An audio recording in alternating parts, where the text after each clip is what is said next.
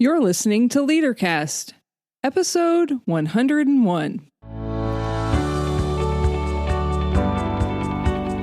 Welcome to LeaderCast, Transforming Missions podcast with Tim Bias and Sarah Thomas, providing you with insights and resources you need to lead a movement of Jesus followers. So here's my question for you today. Are you a perfectionist or an experimenter? Sarah, you're going to have to unpack those words, I think. Do you what think? are you talking about? Do you think? So before we go there, let me remind you that this episode of LeaderCast is brought to you by It Takes Courage, a 4-week study of Scripture and courage starting in just a couple of weeks on January 21st. If you want to access the study, now is the time. We'll close the doors on January 21st at midnight so we can guide the people enrolled through the journey. We're helping Jesus followers become courageous leaders. You can find resources for this episode at transformingmission.org/101. Okay, Sarah, why did you ask if I was a perfectionist? That wasn't the question, so let me try again. Do you tend to experiment and know that sharing with others is part of that experiment? So things aren't quite fully formed and you put them out into the universe, if I can say it that way? Or do you seek to make sure that things are perfect before you ever share them? May I answer your question by saying yes? I certainly want them to be good, and I guess maybe what we're talking about, I'd like for them to be perfect, but I do tend to experiment with things as I move into new things particularly. So in the past year, part of what I've come to understand is that most of us humans fall closer to the perfectionist camp than the experiment camp. There are some people who work in software development, computer programmers, web designers, and maybe musicians, I would say might be the greatest exception. But if I'm really honest, I didn't like that reality when I saw that cold, hard truth that perfectionism is where I found myself closer to. I didn't like it because the reality is it's really armor and hinders courage. So before that sounds like a total downer and you hear me calling you perfectionists, and Tim, even though you said that you do like to experiment, I think you're selective with the people that you experiment with, as we all are, and we're going to get to that. We're going to get to that too. But where I find comfort is I know that I'm not alone. Most of us want things to be right before we put it out into the world. And there's a good reason for that. We don't want, it's because we care. There's an investment there. And so wanting it to be right before we put it out into the world is a very human thing. But Sarah, wouldn't you say everything we do with the blogs, the podcasts, the workshops, all started as version 1.0 and just gets better from there? Okay, I'm going to sound like a smart aleck, and I don't mean to. Is my name Sarah Thomas? Yes. I think I knew the answer to that question. Yeah, it's part of who I am. Whenever we're doing something, part of what we do is as we record a podcast, as we write a blog post, as we lead a workshop, whatever the case may be, we always have conversations after that about what worked, what didn't, and what we learn from it. I think that's where the improvement comes in. And so the next time we go back to it, it gets better. So anyway, enough about that. So let me try something here. We've been working on something that's in the early stages. We call it Seasons of Following Jesus. Version 1.0 is out. So can we use that as the foundation for our discussion today? Yes, And yes, we do have something that we've been working on. So let me just tell you briefly what the seasons of following Jesus are all about. And then we'll get deeper into the conversation about the courage to take imperfect action today. So each one of us finds ourselves in different seasons of following Jesus. So let me use the metaphor of literal seasons to explore this a bit. Sometimes it's winter. When this episode goes live, literally, we are in the season of winter. But you might listen to it when it's spring or summer or fall.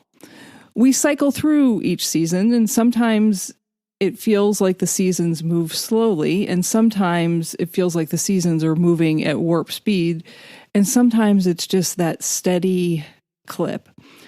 So building on that metaphor of what we know as seasons of the year, we're calling them seasons of following Jesus because we return to them, just like the seasons return. And yes, the seasons of following Jesus have different names than our literal seasons have. So you're going to tell us those names? Nope. You need. Why did I know the answer to that too? You'll find out the names when you take the quiz. But I will say this. Sometimes you're living in winter. And in winter, I would say that equates in our seasons to things feeling darker and dormant, and you're waiting. And in that season, you need to remember who you are and how God has gifted you. Sometimes it feels like spring, and it's full of possibilities, and you need to decide where to focus. Sometimes it feels like summer, and it's a season of growth. And then there's fall, that wonderful season of change, and what goes with change other than leadership. Now, the reality is this: the people around you may be expecting you to be in one season, and you're clearly planted in another season. And that's what I would call life. So for our discussion today, where does taking imperfect action come into play? Well, we want to ask you, our listeners, to be among the first to take this 2-minute quiz that we've designed to help you figure out what season of following Jesus you find yourself in.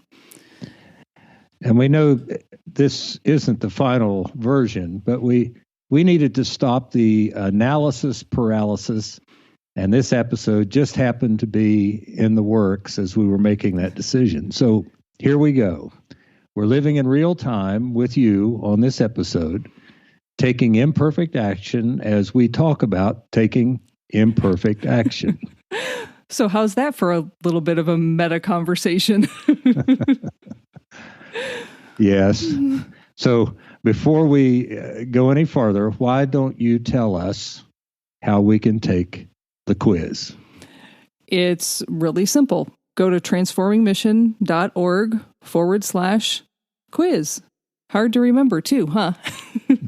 Once again, that's transformingmission.org/quiz.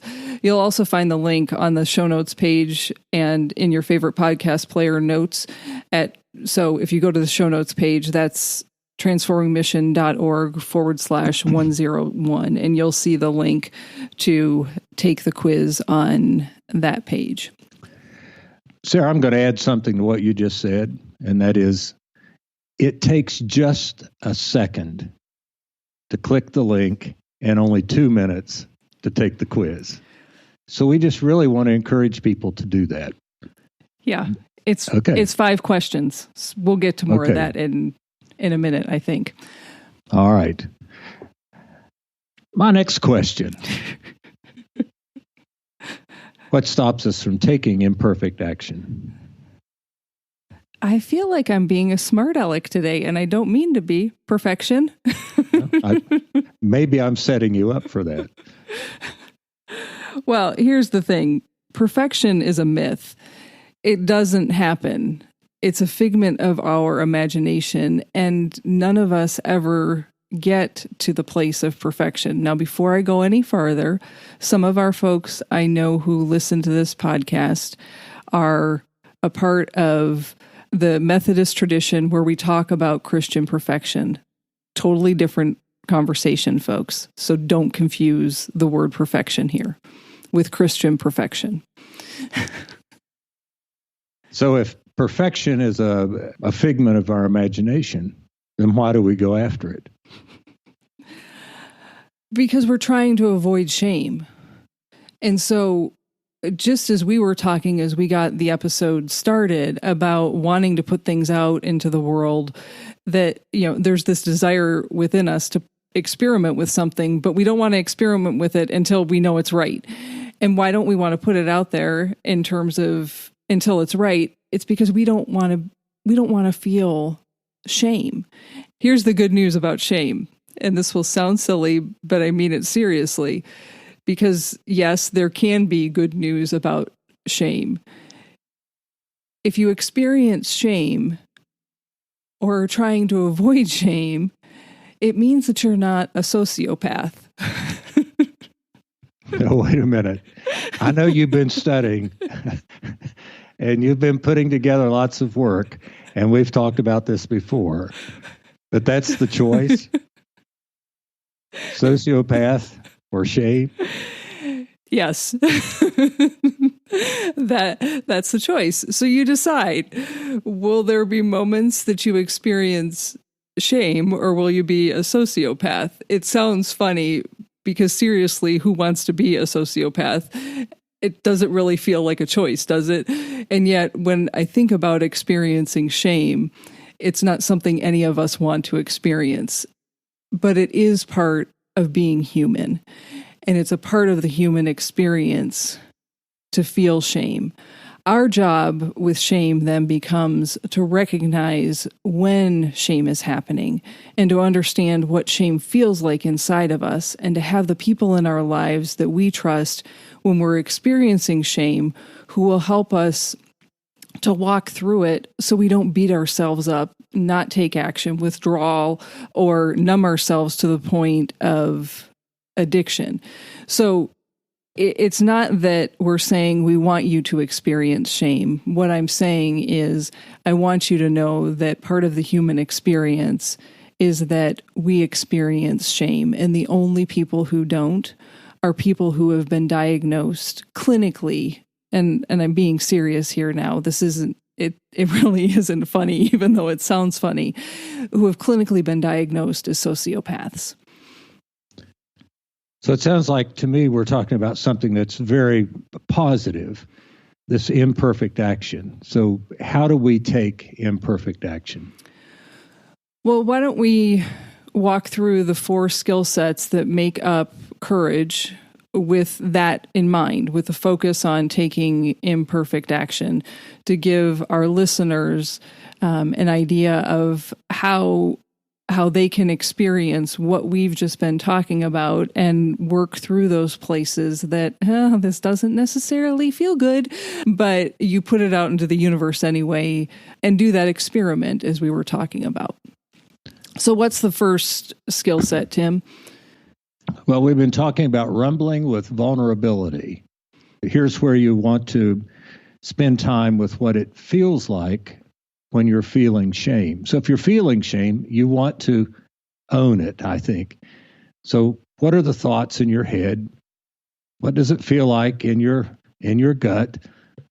What's happening in your shoulders and in your legs? Really, you're in the moment and you are maybe owning it. Would that be a way to say it? Yeah, the one description of feelings that has stuck with me that I just love is, what are the vibrations in your soul? That's good. What's going on inside of you? What are you feeling? And if this is hard to name at first, stick with it, because most of us haven't spent time really naming what our feelings are like. In fact, I read a post yesterday on LinkedIn from someone who said, happy, sad, and mad. What is there beyond that? Give me a list. And I think on previous podcasts, we have shared a list of different feelings and emotions. And sometimes that's what it takes, is to really look at a list of what's happening. What does it truly feel like? And what are some of the words that you might put with it? Because we don't have those words readily available in our lived experience. But once you begin practicing with that, it will become more normal and become more natural, and you won't have to go look at a list of feelings and say, yeah, that's what I'm feeling. So part of what we're talking about, and I'll use me for a minute, is that when I feel shame, I want to deny it. I want to push it off to the side. I don't want to deal with it. And what we're saying is rumbling with vulnerability allows us to look at that shame and then begin to deal with it. Yeah, so let me give you an example as we were and are working on this whole idea of different seasons of following Jesus to help you all continue to step into following Jesus every day with courage. Now, this is me. So shame may sound and feel different for you. For me, shame says, this is stupid. No one will take the quiz. It's not going to help anyone. I've wasted my time. I've wasted Tim's time. I'm wasting people's time even talking about it on this podcast. And when it really plummets into shame, which it didn't, but if it did, what I would say to myself is, I'm dumb for even thinking this could help anyone. Now, do you hear the difference in that last statement versus me simply saying, this is stupid? That's doubt. I really get to shame when I say to myself, I'm dumb for even thinking this could help anyone. For me, those are the thoughts that run through my head around shame. For me, shame feels like paralysis. I'm frozen. And at the very same time, my mind is racing.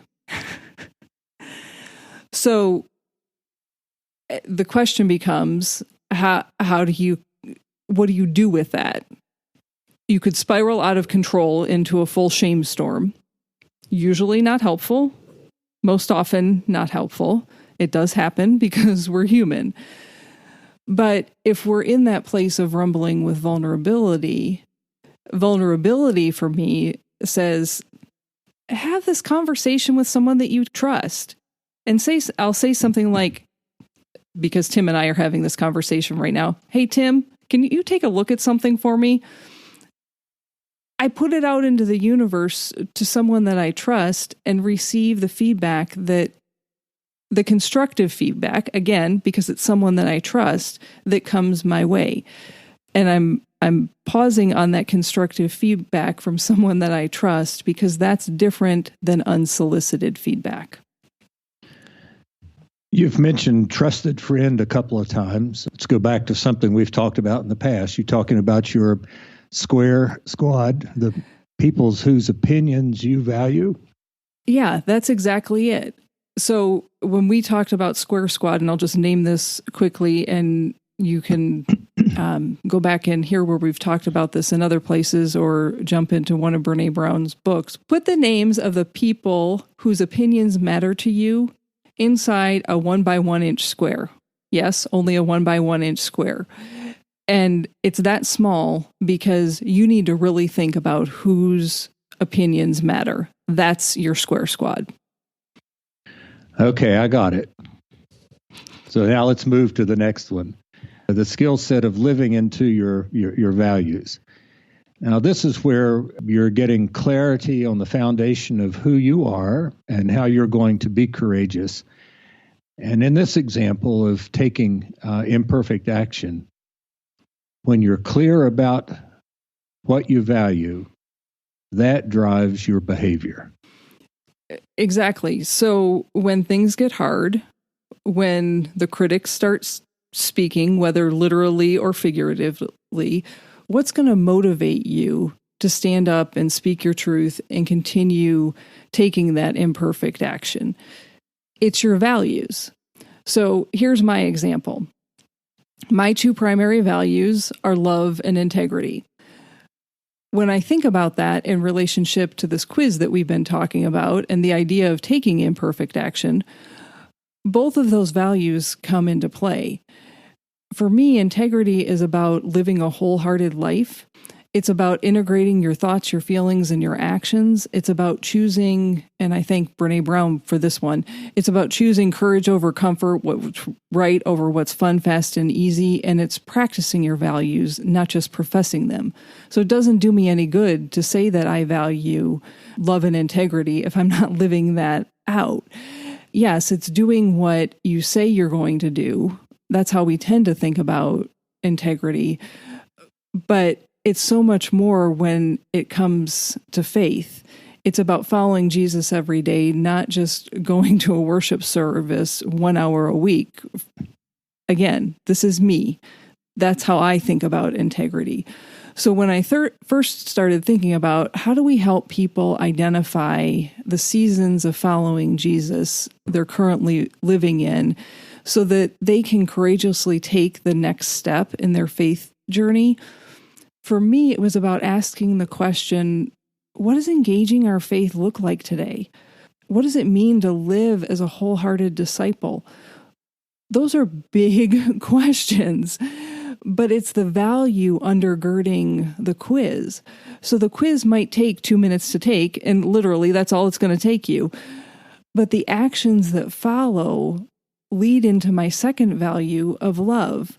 How do we help people recognize they're loved by God and made to share that love with others? Said differently, how do we help people know the love of God means that they're gifted, they're called, and they're sent to follow Jesus where they live, where they work, and where they're playing? Those are the motivating factors for me that stomp shame at the doorstep and keep me moving forward and say, yeah, this isn't done. We don't even have this all figured out, but we've got to put it out there because people need to take this next step. People need to be able to live into following Jesus every day. And I'm going to start preaching. So interrupt me, Tim. You see, it's part of my value. And so it's that important to me. And so when something is that important to you, yes, you're going to put it out in the universe and you're not going to care if it's perfect, because what's important is that people get to experience it. Because I just walked through my two values. Tim, your values of grace and consistency, how do they play into taking imperfect action for you? Well, Sarah, I take it as a compliment when I've been told I'm focused to a fault. So whatever the purpose is and whatever situation, conversation, whatever, I can stay pretty well focused on the purpose, but I can also cut people slack when they don't. So it kind of works that way for me. I deal with people the way I want to be dealt with. Sometimes it's soft and sometimes it feels hard, but it's always a place where people have a space to become who they are created to be. So it's not holding a hard line all the time. It's the nature and character of God, I think, at those points. So that's how I think about living my values and this taking imperfect action. You ready to move on to the next skill? Yes. Braving trust. That's the next one. It's the way to take an inventory of how you're doing with trust. There are 7 elements to trust: boundaries, reliability, accountability, vault, integrity, non-judgment, and generosity. If you'll notice, that spells braving. So, Sarah, you've already mentioned one of those elements, integrity.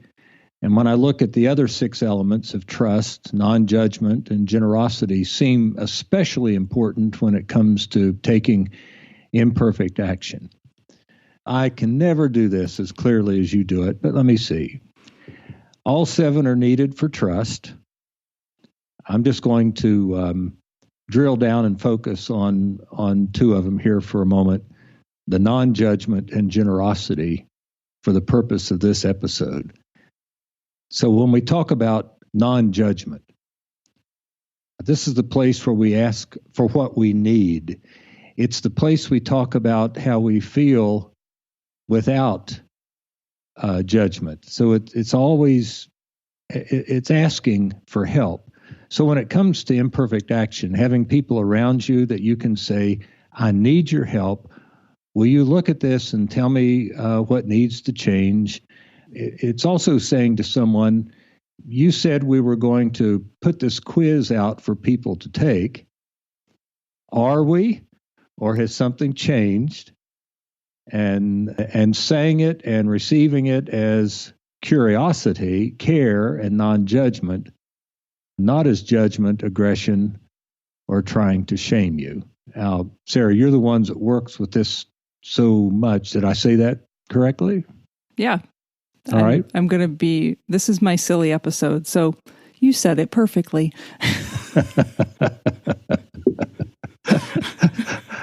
I'm glad I'm such a perfectionist. The second area that we look at is generosity. And this is where we extend the most generous interpretation possible to the intentions, words, and actions of others.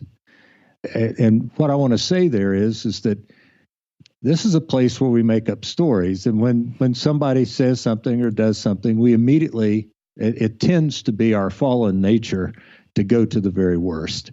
So here's where we're cutting people a break. This is that value of grace for me. This is the one that's really important on the online space because it's so very easy to misinterpret things. Our own feelings can read someone's statements in the wrong way, so we begin to project into them. But generosity asks questions instead of jumping to the conclusion. Now, Sarah, what are you going to add to what I've already said or to the rest of Braving Trust?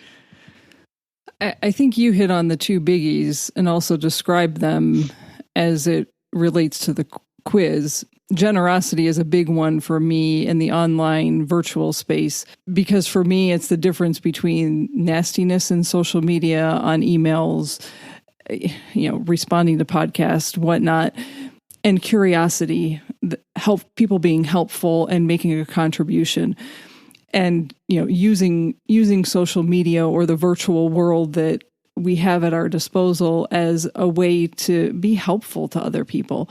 So even if you disagree about something, getting curious instead of being nasty, you're being generous. The only addition I'd make to what you said, Tim, in terms of just adding another one of those 7 elements is the B in Braving. That stands for boundaries. And that's talking about and getting clear about what's okay and what's not okay. I think that one adds to the non-judgment and generosity, or maybe even a better way to say it is it sets the foundation. It's also something I'm trying to practice with myself to model taking imperfect action more often.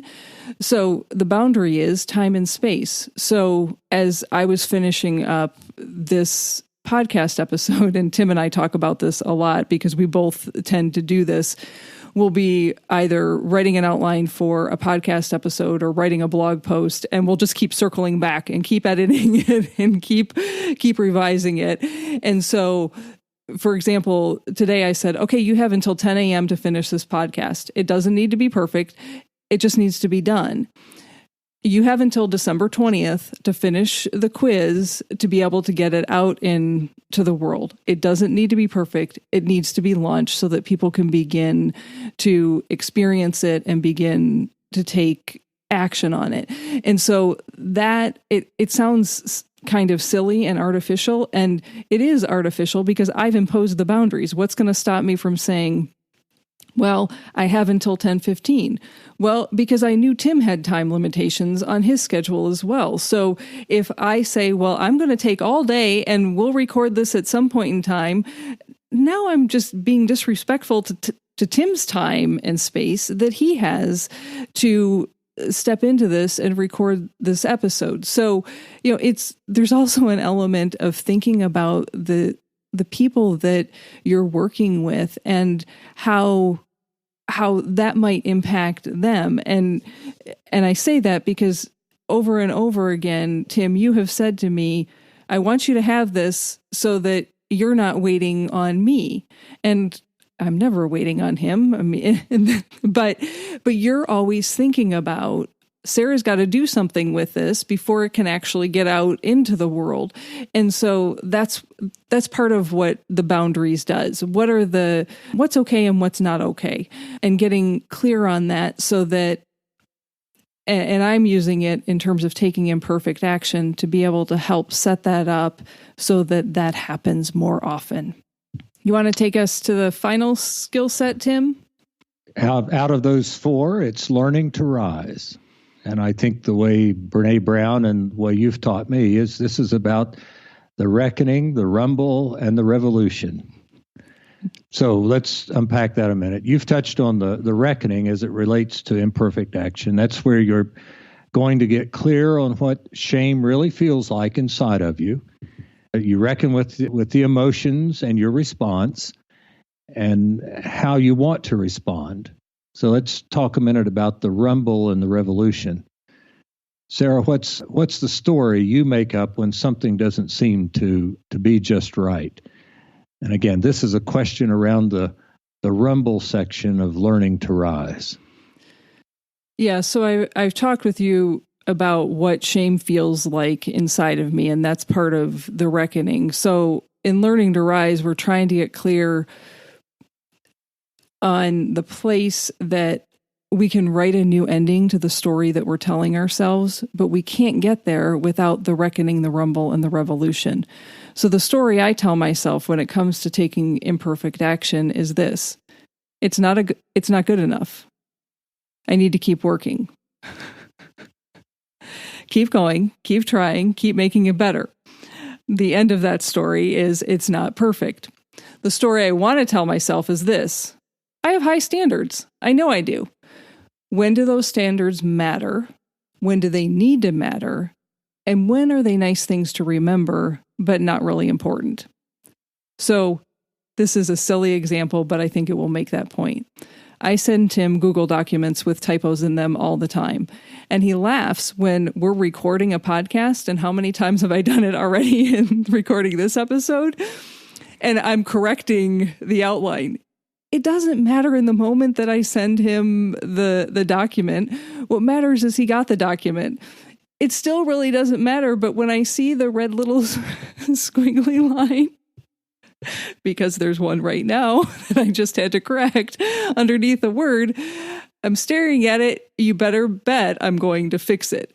So yeah, I don't go back through when I'm just sending a first draft to Tim to read through something. I don't go back through and make sure all of the typos are corrected. But when we're doing this and Tim might be talking and I go, oh, red squiggly, I'm fixing it. The whole idea of the reckoning and responding and the, man, if I'm going through that all the time. I'm an old guy, and here I am. We're recording a podcast. What do I know about podcasting? Now, anybody listening may say, well, that's obvious. But really, I'm taking a step of imperfect action. I mean, we're in episode 101. If we go back to those first 10, 15 episodes, they're nothing like this. They're nothing like this. But we had to start. If we didn't start till we were where we are now, we would never have gotten there.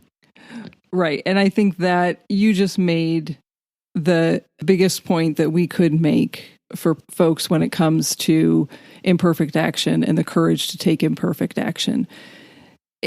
It did take courage for us to put that out into the universe, because what if nobody listened?